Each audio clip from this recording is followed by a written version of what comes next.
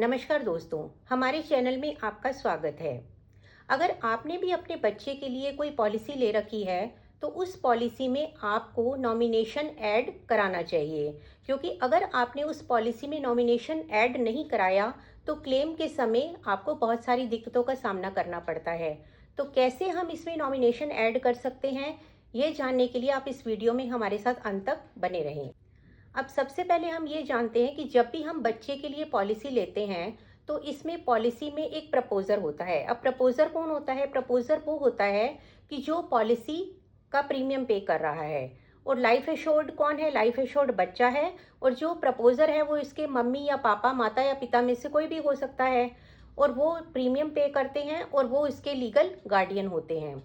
लेकिन जो प्रपोजर का रोल है वो तब तक होता है जब तक आपका बच्चा माइनर है, यानी कि उसकी उम्र अभी 18 साल से कम है, तो प्रपोजर का रोल तब तक चलता है। लेकिन अगर बच्चा मेजर हो गया, उसकी उम्र 18 साल से ऊपर हो गई, तो आपको उस पॉलिसी के अंदर उसका नॉमिनी ऐड कराना बहुत ज़रूरी है। अब आप इसमें उसके नॉमिनी को कैसे ऐड कराएंगे, इसकी प्रक्रिया को हम आपको बताते हैं।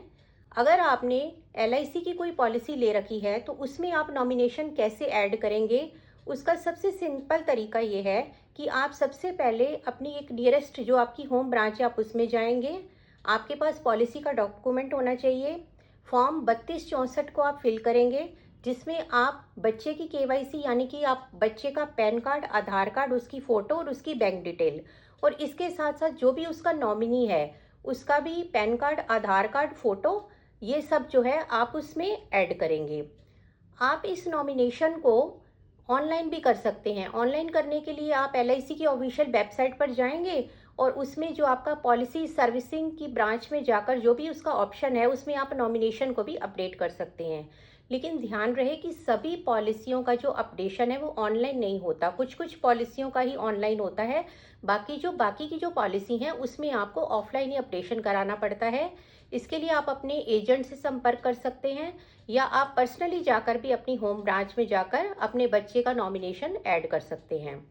अगर आप टाइमली नॉमिनेशन ऐड कर लेंगे तो उसमें कल को अगर मान लो कोई भी क्लेम आता है तो उसमें आपको किसी भी तरह की परेशानी का सामना नहीं करना पड़ेगा। तो दोस्तों, अगर आपका बच्चा 18 साल से ऊपर का हो रहा है तो उसका नॉमिनेशन तुरंत ऐड करिए। अगर उसकी शादी हो रही है तो उसके बाद उसका नॉमिनी तुरंत ऐड करिए। तो इसमें हम एक चीज़ और ऐड करना चाहेंगे कि जो प्रपोजर है वो भी नॉमिनी बन सकते हैं। अगर किसी बच्चे का फादर उसका प्रपोजर है तो 18 साल के बाद वो फादर उनका नॉमिनी भी बन सकता है।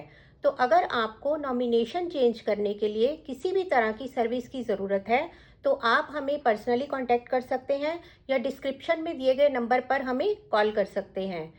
आपको मेरी वीडियो कैसी लगी मुझे कमेंट बॉक्स में ज़रूर बताना। धन्यवाद।